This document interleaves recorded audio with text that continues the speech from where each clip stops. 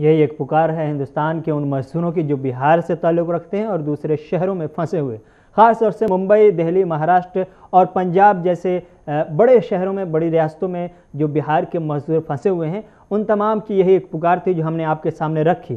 फिलहाल सरकार की तरफ से जो कोशिश की गई, उन तमाम कोशिशों के नतीजे में जो तस्वीर बनी है, हमने देखा है कि हिंदुस्तान के बड़े बड़े शहरों से बड़ी तादाद में मजदूर जरूर बिहार के लौटे हैं अपने घरों के लिए, लेकिन इस वक्त जो अपडेट मिल पा रही है उसके मुताबिक रेलवे का कहना है कि हमारे यहाँ से 550 से 560 से ज़्यादा ट्रेनें, स्पेशल सर्विस, श्रमिक ट्रेन जिसे कहते हैं, वो बिहार के लिए बिहार सरकार ने अप्रूव किया है। लेकिन सवाल यह है कि अभी भी लाखों की तादाद में बिहार के मजदूर बाहर फंसे हुए हैं। 2 महीने से ज़्यादा की मुद्दत हो गई। बिहार का मजदूर कितना बर्दाश्त करेगा? एक आम इंसान, एक आम मजदूर बिहार का जो सुबह से शाम तक के मेहनत करके 2 वक्त की रोटी का इंतजाम कर पाता था, 2 महीने तक सरकार के रहमो करम के इंतजार में बैठा रहा कि अब सरकार या तो उन पर रहम खाकर उनके लिए कुछ खास इंतजाम करेगी या फिर उन्हें घर वापस बुलाएगी। थक हार कर इन मजदूरों ने जब पैदल चलना शुरू किया तो कहीं औरंगाबाद में ट्रेन ने कुचल दिया, तो कहीं जाकर के यूपी में औरैया में बसों को टक्कर मार करके 16 से 17 और 2 दर्जन से ज़्यादा लोगों की मौत की नींद सुला दी। तमाम मजदूर बिहार के बड़ी तादाद में मरे भी हैं। सवाल यह है कि सरकार इतनी गैर संजीदा क्यों हो सकती है इन मजदूरों के लिए, जिन मजदूरों ने इन सरकारों को बनाया, इन सरकारों को और इनकी रियासत को बनाने में इन मजदूरों का सबसे अहम रोल होता है। उसके बाद भी सरकार की उतनी तरजीह, उतनी संजीदगी, उतनी सीरियसनेस इन मजदूरों को लेकर के क्यों नहीं होती? बिहार की सरकार ने अब तक के क्या कुछ किया है, उस पर हम आज के इस खास डिबेट में अपने 2 मेहमानों के साथ बहस करेंगे। लेकिन एक जानकारी आपको बता दूं कि 1872, इस वक्त जब हम आपसे बात कर रहे हैं, बिहार सरकार के हेल्थ डिपार्टमेंट की तरफ से जो जानकारी दी गई है, 1872 अब तक के पॉजिटिव केस बिहार में रिपोर्ट हुए हैं। हमारे साथ 2 हमारे खास मेहमान हैं। बिहार के सबसे छोटे जिला शिवहर से 2 खास मेहमान हैं हमारे साथ। मोहम्मद असद हैं, कांग्रेस पार्टी के जिला अध्यक्ष हैं। साथ ही साथ मोहम्मद अमीक भी हैं, जो सियासी ज़मीन अपनी तलाश करने की कोशिश कर रहे हैं शिवहर में, और ग्राउंड पर वो उन्होंने जो काम किया है वहाँ की आवाम इन्हें काफ़ी पसंद कर रही है। यही वजह है कि उन्होंने एक मन बनाया हुआ है। ऐसे में क्या कुछ सूरत हाल है, ज़मीनी सूरत हाल शिवहर की, हम उस पर ज़रूर बात करेंगे। लेकिन पहले हम ये जानना चाहते हैं, चूँकि बिहार की ज़मीनी हकीकत जो है उनको इन दोनों लीडरान से ज़्यादा बेहतर फिलहाल कौन समझ सकता है, जो हर रोज़ ज़मीन पर उतरकर उन परेशान हाल लोगों के बीच जाकर उनके दुख दर्द को समझते हैं, या फिर जो सरकार की तरफ से इंतजाम किए गए हैं उन तमाम का करीब से जायजा लेते हैं। हम पहला सवाल कांग्रेस के जिला अध्यक्ष मोहम्मद असद साहब आपसे करना चाहेंगे। बताएंगे कि क्या बिहार सरकार ने जो कुछ मजदूरों के लिए किया, या कोरोना वायरस के रोकथाम के लिए बिहार सरकार ने जो कुछ किया है, उस पर आपकी क्या राय है? सबसे पहले प्रधानमंत्री, हमारे माननीय प्रधानमंत्री पहला लॉकडाउन किए जी, दूसरा लॉकडाउन किए, तीसरा लॉकडाउन किए, सभी लोगों ने इसका पालन किया जी। मगर बड़े दुख के साथ कहना पड़ रहा है कि लोग लॉकडाउन लाकर, जो लोग डेली कमाते हैं, खाते हैं, डेली रिक्शा चलाने वाले हो या श्रमिक मजदूर हैं, उन लोग का लॉकडाउन रहने से काम पेट नहीं भरेगा जी। इसके चलते बिहार सरकार कोई उपाय नहीं किया। रात बाहर से जो मजदूर आने वाले थे उनके लिए व्यवस्था नहीं की गई। तो अंत में आके हमारे राष्ट्रीय अध्यक्ष सोनिया गांधी ने अपने पार्टी के तरफ से निजी पैसा से टिकट कटवाकर लोगों को भेजने का काम किया। दूसरा, हमारे राहुल गांधी जी श्रमिक मजदूर से मिलते हैं और उनके दुख सुनते हैं जी, और अपने निजी वाहन से उनके घर पर बिहार में भेजने का काम करते हैं। तीसरा जी, हमारी प्रियंका गांधी जी यूपी के सरकार के को 1000 बस बॉर्डर पर लगा हुआ, जो श्रमिकों को लाने के लिए, मगर वहां की सरकार ने परमिशन नहीं दिया और बस को वापस आना पड़ा। न खुद करेंगे न किसी को करने देंगे। आज श्रमिक मजदूर त्राहिमाम हैं, लोग पैदल चल रहे हैं।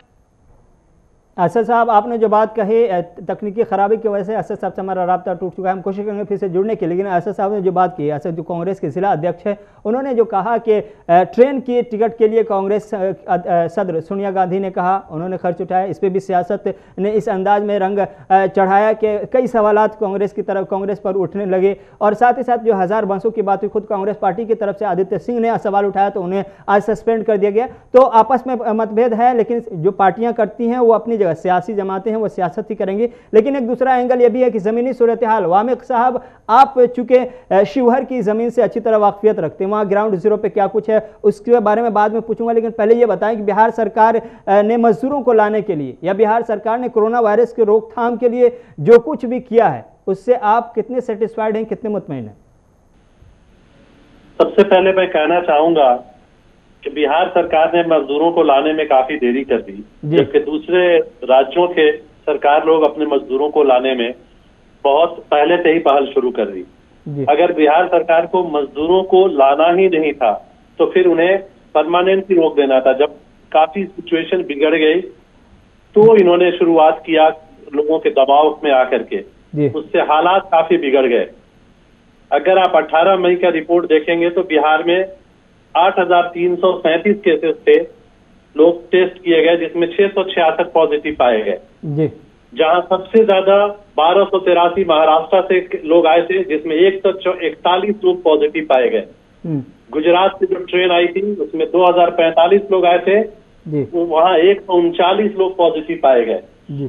अगर देरी ना की गई होती तो शायद ये लोग पॉजिटिव ना पाए जाते और वो अपने घर जल्दी पहुंच पाते। क्या ये आप ये कहना चाहते हैं कि सरकार ने उन्हें इन मजदूरों को इसलिए छोड़ दिया ताकि उस इलाके में जो दूसरे शहरों में, खासतौर से मुंबई का जिक्र आ रहा है और दिल्ली से जो लोग माइग्रेंट जो पहुंचे हैं उनकी ज्यादा तादाद है, यहाँ पहले वायरस ज्यादा तौर पर ज्यादा अच्छे अंदाज में फैल गया, उसके बाद से उन मजदूरों को निकालने की कोशिश की गई, जानबूझकर यह सरकारी कोशिश थी कि इन मजदूरों को फंसाया जाए? जानबूझकर हो या ना हो, लेकिन काफी लेट कर दी गई। अगर इन्हें जल्दी बुलाया जाता तो हो सकता था कि बिहार में जो है ना इतने पॉजिटिव केसेस नहीं पाए जाते। अगर आप देखेंगे तो जहां पर मजदूर कर्नाटका से अगर बिहार गए हैं, 203 कर्नाटका से मजदूर पहुंचे थे 18 मई तक, उसमें सिर्फ 6 पॉजिटिव पाए गए थे, जो कि सिर्फ 3% थे। अगर आप देखेंगे तो जो सबसे ज्यादा पॉजिटिव केसेस मिले हैं दिल्ली से 835 में 218, जो कि 26% पॉजिटिव केसेस मिले हैं, जो कि काफी ज्यादा है। तो दिल्ली, महाराष्ट्र और गुजरात जहां से पहले लोग आना शुरू हुए वहां केसेस जो है ना काफी ज्यादा पॉजिटिव मिले हैं। और अगर देखा जाए विवत तो 167 केस सिर्फ पटना से ही है, जिसमें 119 अभी भी एक्टिव है।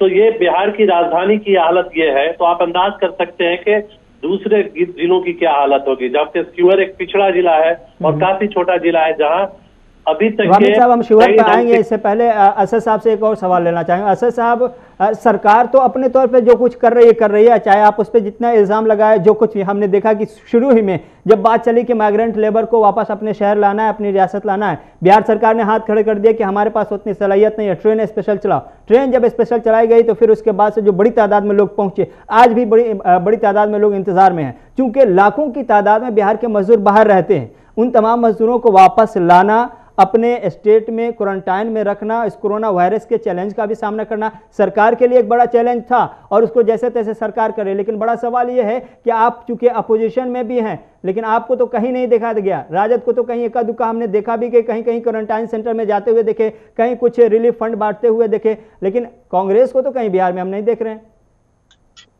कांग्रेस पार्टी, हमारे प्रदेश अध्यक्ष, कल ही आप बोल रहे हैं कहीं नहीं देखा गया, कल ही सदाकत आश्रम से 5 बस खुला है जी। जो मजदूर बाहर से आए हुए थे उनको 5 बस कल खुला है प्रदेश कार्यालय से, और प्रतिदिन हाईवे पर कल उन्होंने अपने से साबुन नाश्ता बांटा। हमारे जिला में शिवहर में भी हम लोगों ने 5 प्रखंड में मास्क और साबुन बांटने का काम किया। और कांग्रेस पार्टी प्रखंड से लेके पंचायत से लेके प्रदेश तक, प्रदेश से लेके दिल्ली तक लोगों को भोजन, साबुन, मास्क और पहुंचाने का काम कर रही है, जो धरातल पर है। और भाजपा के करनी और कथनी में अंतर है। कांग्रेस पार्टी जो बोलती है साल पुरानी वो करती है। पार्टी है और देश की, मुल्क की सबसे पुरानी और सबसे बड़ी पार्टी है, उसके बाद भी 5 बस की बात कर रहे थे। खैर, अब हम आते हैं शिवहर जिला की तरफ से। शिवहर जिला के हवाले से बात करेंगे। शिवहर जिला बिहार का सबसे छोटा जिला, एक बहुत लंबी उम्र नहीं है इसलिए कि, लेकिन गुज़श्ता जितने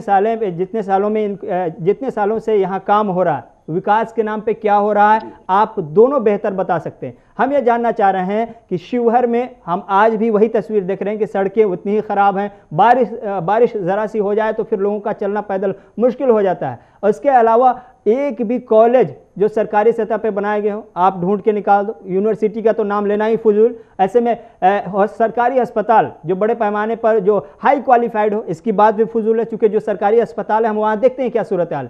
शिवहर में विकास की, तरक्की की बात अगर की जाए तो इस पर वामिक साहब आपकी क्या राय होगी, और कौन इसके लिए जिम्मेदार है कि शिवहर की जो हालत है, एक छोटा राज्य होने के, छोटा डिस्ट्रिक्ट होने के नाते जितनी तेजी से इस डिस्ट्रिक्ट को तरक्की करनी चाहिए थी उतने उस तेज रफ्तारी के साथ इस जिला ने तरक्की नहीं किया। फिर सवाल यह है कि आप शिवहर की स्थिति से शिवहर की स्थिति पर क्या कुछ कहना चाहते हैं और इसके लिए जिम्मेदार और जवाबदेह किसको मानते हैं? अगर देखा जाए तो नीतीश जी के जब से वो सीएम है, 6 बार वो सीएम बन चुके हैं और पिछले 15 सालों में उनकी सरकार रही है, अकेले या जुली सरकार, जिसमें अगर देखा जाए तो शिवहर से लगातार पिछले 10 सालों से मोहम्मद सरफुद्दीन साहब जो कि जदयू के विधायक हैं और रिप्रेजेंट कर रहे हैं। अगर देखा जाए बेसिक चीजें जैसे सड़क, बिजली, पानी, ड्रेनेज और एम्प्लॉयमेंट जो देखा जाए तो उसके में शिवहर सबसे पिछड़ा आज भी है, पिछले 10 सालों में पिछड़ा होता ही चला गया है। इसमें अगर आप देखें तो आपने कई बार देखा भी होगा, शिवहर की बहुत सारी फुटेजें आती हैं, अगर बारिश, जैसा आपने कहा, बारिश हो जाए तो रोड पे चलना मुश्किल है, पानी का कोई चाय नहीं है। कुछ दिन पहले आपने देखा होगा कि न्यूजों में बहुत ज्यादा शिवहर जिला में नल जल में घोटाले की बात चल रही है। स्वच्छ, हमारे प्रधानमंत्री का योजना था स्वच्छ भारत, तो उसमें अगर देखा जाए तो जो लैट्रिन की जो स्थिति वो बनी थी उसमें भी कई घोटाले चल रहे हैं। ड्रेनेज की प्रॉब्लम है। अगर देखा जाए तो बिजली पे कई बार जो है ना इनके पावर ग्रिड फेल हो जाते हैं, बिजली नहीं है इन गर्मियों में लोगों को। दूसरी जो अगर प्रॉब्लम देखेंगे जो अभी माइग्रेंट लेबर वापस शिवहर में आ रहे हैं, शिवहर आने के बाद क्वारंटाइन सेंटर में कोई भी प्रॉपर व्यवस्था नहीं है कहीं भी। काफी ज्यादा लोगों को परेशानी का सामना करना पड़ रहा है। कहीं उन्हें सोने के लिए बिस्तर नहीं है, तो कहीं उन्हें पीने के लिए पानी नहीं है, तो कहीं उन्हें नहाने के लिए बाल्टी नहीं है। अगर हम इस पे बात करेंगे कि क्वारंटाइन का मतलब है कि वो समाज से दूर रहे, अपने परिवार से दूर रहे और वो बीमारियों से मुक्त होकर अपने घर जाए। लेकिन अगर आप देखेंगे तो महुआ गांव, जहां सरफुद्दीन साहब जहां से है निवासी, उस गांव में भी सिर्फ 5 रूमों में 50 लोग रख दिया गया है। न तो वहां पानी है, न बिजली है और न ही प्रॉपर सैनिटाइजर की व्यवस्था की गई है। एमएलए शरफुद्दीन की बात हो रही है, मैं जानना चाह रहा हूं असद साहब, आप चूंकि गढ़ैया महुआ के बीच ज्यादा फर्क नहीं है, एमएलए के गांव से आप बहुत करीब हैं। एमएलए के गांव की जो तस्वीरें हमने आज सुबह देखी वो किसी भी नैये से मुनासिब नहीं थी। जरा सी बारिश के बाद जो गलियां हैं वो चलने के लायक नहीं। हम ये जानना चाह रहे हैं असद साहब, सरकार की तरफ से, बिहार की सरकार की तरफ से जो कुछ शिवहर के लिए जाता है वो शिवहर में किधर जाता है, किसके खाते में जाता है और क्या जमीन पर उसका उतरता है, हम ये नहीं जानना चाहते। हम ये जानना चाह रहे हैं कि 10 सालों से शरफुद्दीन वहाँ का एमएलए बने, वहाँ के एमएलए हैं, उन्होंने कुछ तो ऐसा किया होगा जिसकी आप तारीफ कर पाए, क्योंकि आप वहाँ पोजीशन में हैं, कांग्रेस की तरफ से, वो जेडीयू के हैं और वो एमएलए हैं। आप कुछ तो ऐसा किया होगा शरफुद्दीन ने शिवहर के लिए 10 सालों में? पहले सरफुद्दीन साहब जो जीत के आए वो राजद गठबंधन में नीतीश कुमार जी भी थे, उस समय मुख्यमंत्री बने, और हमको नहीं लगता है कि विधायक जी के द्वारा कोई ऐसा काम किया गया है जो उजागर के लायक है। नहीं, जब गठबंधन में थे तब आप लोग तारीफ कर रहे थे शरफुद्दीन की, अब चूंकि हम लोग कभी भी तारीफ नहीं कर रहे। हम लोग कभी भी तारीफ नहीं किए। शिवहर जिला छोटा जिला होते हुए भी जो पूर्व में काम हो चुका, इनके रीजन में कुछ काम ही नहीं हुआ। आपको एक एग्जाम्पल दे रहे हैं, सीतामढ़ी शिवहर मोतिहारी को एक रोड जोड़ती है NH 104। 10 साल पहले टेंडर हुआ, हम लोगों ने कैंप पर तालाबंदी किया, धरना प्रदर्शन किया, मगर काम अभी तक नहीं हुआ। जो ये रोड 3 जिला को जोड़ती है, शिवहर से तरियानी, ये भी रोड का बुरा हाल है।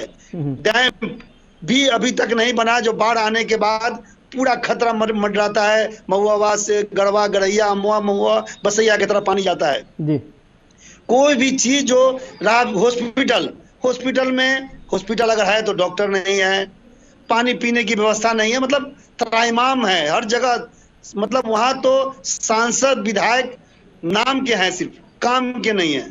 चलिए असद साहब और वामिक साहब, आप दोनों का बहुत बहुत शुक्रिया हमारे साथ वक्त गुजारने के लिए और अपनी राय रखने के लिए। शिवहर एक ऐसा ज़िला जिसको जल्द से जल्द तरक्की करनी चाहिए थी। छोटा ज़िला होने के नाते ऐसी उम्मीदें थी कि वहाँ चूँकि बहुत ही पोटेंशियल डिस्ट्रिक्ट है, ऐसे में उम्मीद थी कि बहुत जल्द ये तरक्की कर जाए, लेकिन ऐसा कुछ होता दिखाई नहीं दे रहा है। क्योंकि हमने जिन मेहमानों से बात की उस दौरान आपने ज़रूर गौर किया होगा कि अस्पताल की बात हुई, रोड की बात हुई, क्वारंटाइन सेंटर, कोरोना वायरस की बात हुई, एजुकेशन को लेकर कहीं बात नहीं हुई। यही हमारी कमज़ोरी है और यही चीज़ें हमें पीछे धकेलने का काम करती हैं। तो इसलिए हमें चाहिए कि एजुकेशन पे फोकस करें और बिहार सरकार की तरफ से जो कुछ पहुंचता है शिवहर के लिए, शिवहर इंतजामिया, शिवहर के जिम्मेदारान, शिवहर के लीडरान की जिम्मेदारी है कि वो शिवहर को तरक्की के राह पर लाए। क्योंकि शिवहर गुज़श्ता कई सालों से पीछे है और मज़ीद पीछे होता चला जा रहा है। यही वजह है कि शिवहर से जो स्टूडेंट्स हैं 10th 12th करने के बाद शिवहर में कहीं भी रहना पसंद नहीं करते। यही हाल कुछ और दूसरे अजला की भी है, दूसरे डिस्ट्रिक्ट की भी है, लेकिन शिवहर के लिए इसलिए भी ज़रूरी है क्योंकि शिवहर सियासी एतबार से कई अहमियत के हामिल है। काफ़ी ज़रख़े ज़मीन रही है और अभी भी है। ऐसे में ज़रूरत है कि इसकी अहमियत को समझे, शिवहर को सियासी भेंट से बचाए, सियासी नज़र से बचाए। क्योंकि शिवहर को सिर्फ और सिर्फ तरक्की की ज़रूरत है, साथ ही साथ बिहार को तरक्की की ज़रूरत है। क्योंकि बिहार के मजदूर जो लोग फंसे हुए हैं उनके दर्द का एक बार एहसास कीजिएगा, फिर पता चलेगा कि बिहार एक बार फिर नई परेशानी से दो चार है। और उस परेशानी में इन मजदूरों का दर्द सबसे ज़्यादा है और सरकार क्या कुछ रहम खाती है, क्या कुछ मरहम का इंतज़ाम इनके लिए करती है। ये कुछ ऐसी चीज़ें हैं जिनको देखने के लिए आप भी मुंतज़िर होंगे, हम भी मुंतज़िर हैं। फिलहाल रहमत कलीम को इस खास प्रोग्राम में दीजिए इजाज़त। बने रहिए गुलिस्तान न्यूज़ के साथ। खुदा हाफिज़।